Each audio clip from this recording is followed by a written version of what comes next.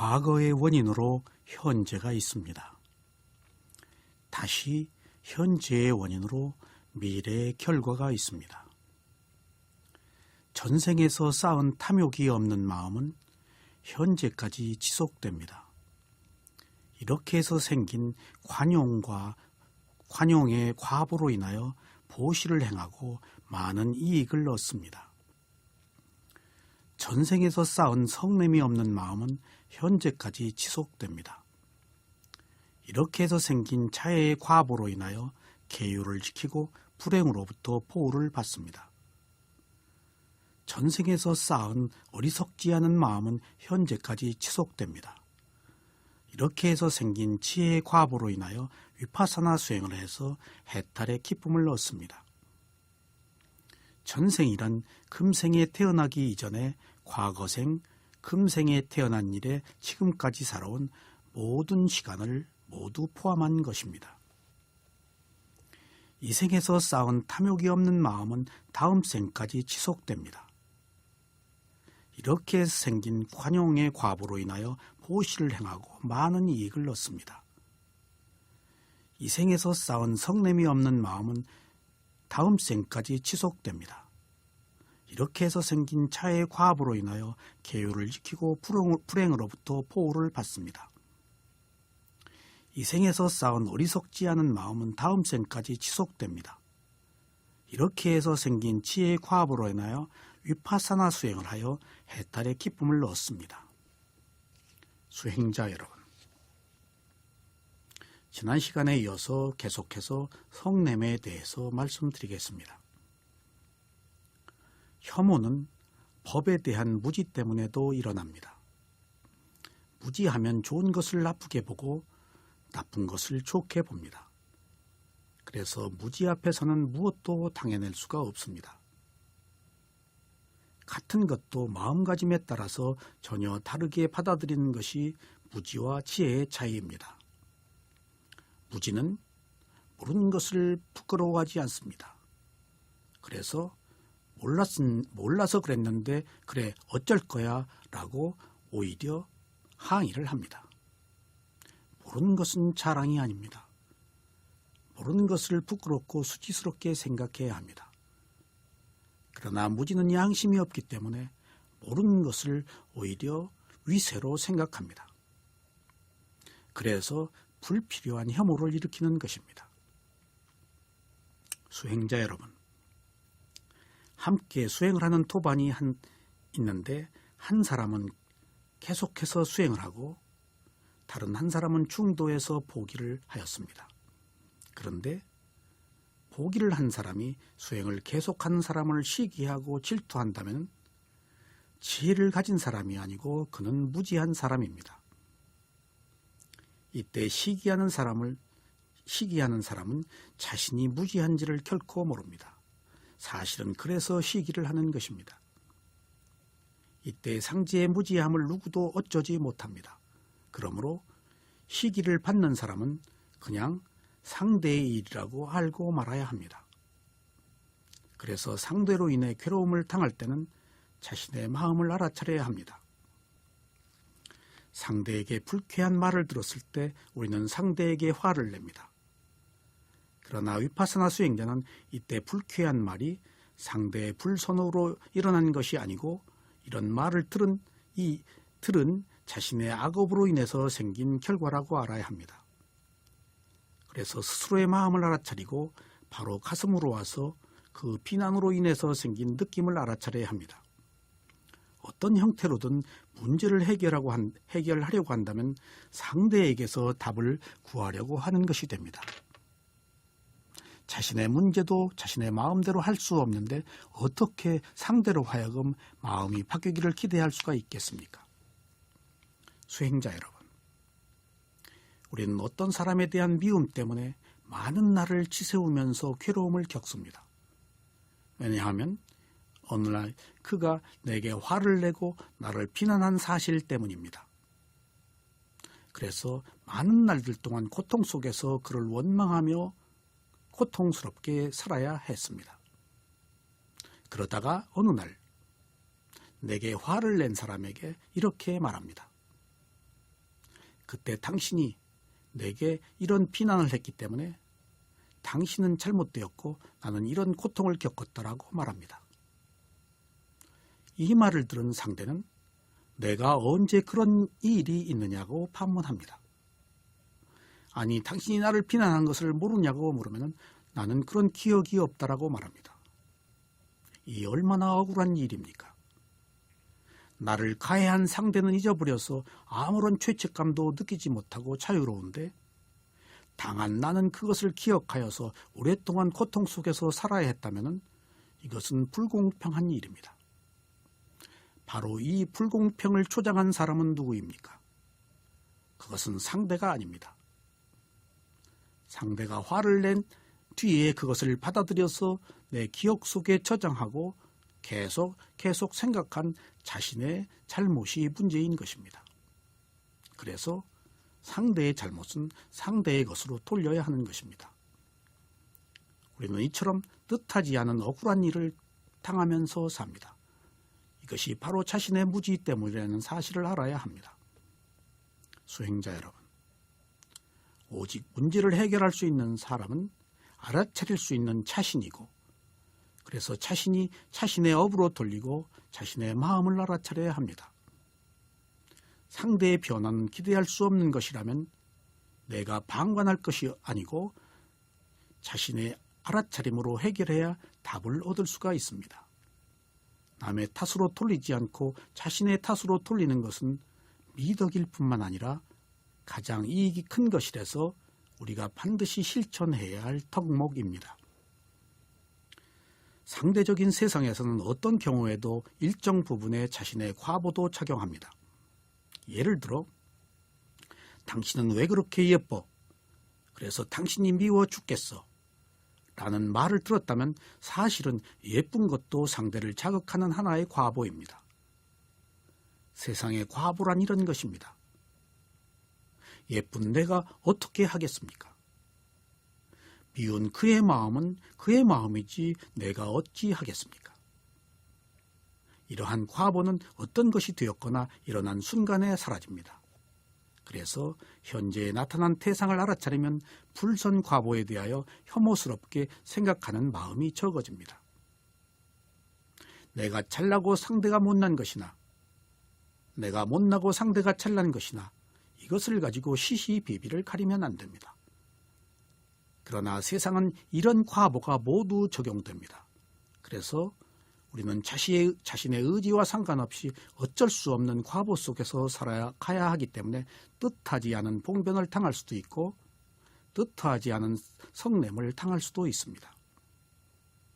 수행자 여러분, 어떤 형태로든 그것이 옳거나 옳지 않거나 간에 상대가 자신에게 한 비난으로 내가 일으킨 선하지 못한 과보로 인해서 일어난 것으로 수용해야 합니다.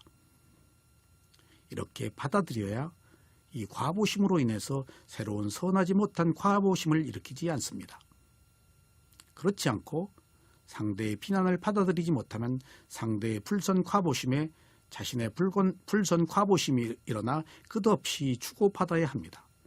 바로 우리가 윤회를 한다는 것이 이렇게 주고받는 것들이 연속되는 것을 말합니다. 이것이 바로 악순환입니다. 그러니 이것을 해결할 수 있는 방법은 오직 자신이 알아차려서 스스로 혐오를 일으키지 않는 것입니다. 그러면 나도 좋고 상대도 좋습니다. 문제를 해결하는 사람은 오직 자신이고 그 자신의 알아차림밖에 없습니다. 성냄은 선하지 못한 마음의 작용 중에서 항상 함께 일어나는 선하지 못한 마음의 작용이 아니고 다양하게 결합하는 선하지 못한 마음의 작용입니다. 선하지 못할 때는 어느 때나 항상 함께 있는 마음의 작용은 어리석음, 양심 없음, 수치심 없음, 들뜸 4가지입니다. 그러나 선하지 못한 마음의 작용이 나타날 때 항상 있는 마음의 작용이 아니고 때때로 나타난 마음의 작용이 바로 성냄입니다. 성냄은 있을 수도 없고 있을 수도 있고 없을 수도 있습니다. 그러므로 불선심을 가졌다고 해서 항상 화를 내고만 있는 것은 아닙니다. 그래서 화를 낼 조건이 성숙되었을 때만 화를 냅니다. 바로 이것이 기회입니다. 어리석음은 항상 있어서 어찌할 수 없지만은 성냄은 알아차림에 의해서 나타날 수도 있고 나타나지 않을 수도 있다는 사실입니다. 그렇다면 우리가 알아차려서 화를 내지 않도록 해야 되겠습니다. 수행자 여러분, 이러한 화를 낼 때는 두드러지게 성냄과 함께 질투와 인색과 후회가 함께 있습니다. 먼저 성냄과 함께 있는 질투에 대해서 잠시 살펴보겠습니다. 질투는 성냄과 함께 일어나는 선하지 못한 마음의 작용입니다. 질투는 남이 좋은 것을 누리는 것을 좋아하지 않는 행위입니다. 그리고 자신의 잘못된 것을 나누어서 갖지 않는 행위입니다. 질투는 남의 성공에 대한 반응입니다. 그래서 남의 성공을 좋아하지 않습니다. 질투는 대부분 인색함과 함께 일어납니다. 질투가 아무리 미세한 것이라도 얼마나 자주 일어나는지 우리는 알아차려야 하겠습니다. 이것을 알아차림으로써 나와 남과의 관계에서 얼마나 남을 배려하는지 살펴봐야 합니다. 만약 남을 배려하는 마음이 없다면 오직 자신만을 아는 마음을 가졌기 때문에 질투심이 있는 것입니다. 일반적으로 우리가 자기에게 질투심이 있다는 것을 알기도 하는데 자신이 추악하다고 생각하여 이것을 있는 그대로 보려고 하지 않습니다. 그래서 사실은 보고도 보지 못한 척하기 때문에 철저한 차성이 없어서 다음에도 계속해서 똑같은 질투를 해야 합니다. 질투심은 나의 질투심이 아닙니다. 그 순간 조건에 의해서 일어난 마음입니다. 그러므로 질투심이 일어났을 때 질투하는 마음을 알아차리고 가슴에 가서 느낌을 지켜봐야 합니다. 질투는 나와 남을 비교하기 때문에 일어납니다. 남의 좋은 점을 칭찬해주면 자신이 칭찬을 받습니다. 남의 허물을 들추면 자신의 허물이 드러납니다. 남의 성공을 시기하면 자신이 성공할 수 없습니다. 남을 혐오하면 자신이 혐오의 대상이 됩니다. 그래서 자신과 남을 분리해서 알아차려야 합니다. 위파사나라는 말은 자신의 몸과 마음을 분리해서 알아차리는 것입니다. 그리고 다음에는 자신과 남을 분리해서 알아차리는 것입니다. 그러므로 위파사나 수행을 통해서 오랜 동안 질투하면서 살아온 습관을 개선해야 하겠습니다. 다음에 성냄과 함께 있는 인색에 대해서 살펴보겠습니다. 수행자 여러분, 인색도 성냄과 함께 일어나는 선하지 못한 마음의 작용입니다. 인색한 것에 탐욕과 이기심과 질투하는 마음이 함께 있습니다. 대체로 마음은 하나지만 일어나지 않고 여러 가지의 마음이 결합하여 일어납니다. 그래서 선하지 못한 마음을 알아차리면 여러 가지의 마음이 함께 소멸합니다. 인색한 마음이 있으면 무엇이나 남과 나누어 가지려고 하지 않습니다. 그리고 좋은 일은 자신에게만 있어야 하고 남에게 좋은 일이 일어나는 것을 싫어합니다. 그래서 인색한 마음은 풍요하지 못하고 삭막하기 때문에 고독하게 살아야 합니다. 남과 더불어 살지 못하고 혼자만 소유하려는 마음은 가난한 마음입니다.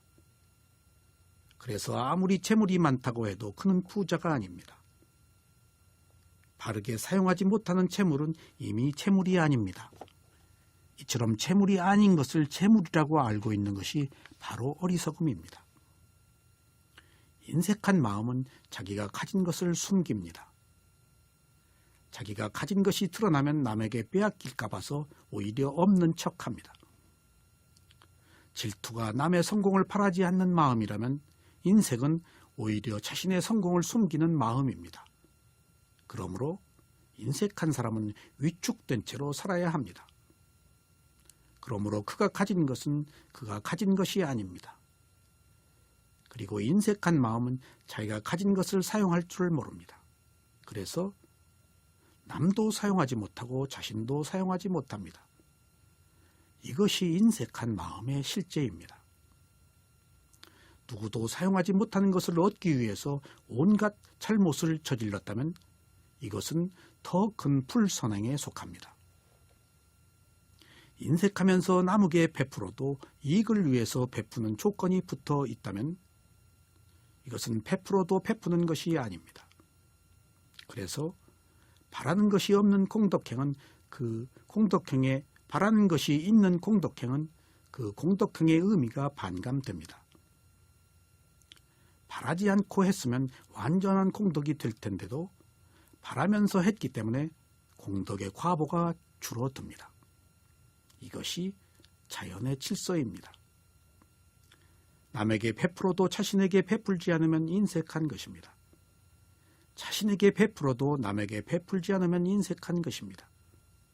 인색한 사람은 인색한 것을 좋아하면서 살기 때문에 살아서도 굶주리는 아귀로 삽니다. 그리고 죽어서도 굶주리는 아귀로 태어납니다. 아귀는 항상 굶주림 속에서 살며 아무리 먹어도 배고픈 채로 삽니다. 그리고 먹으면 토합니다.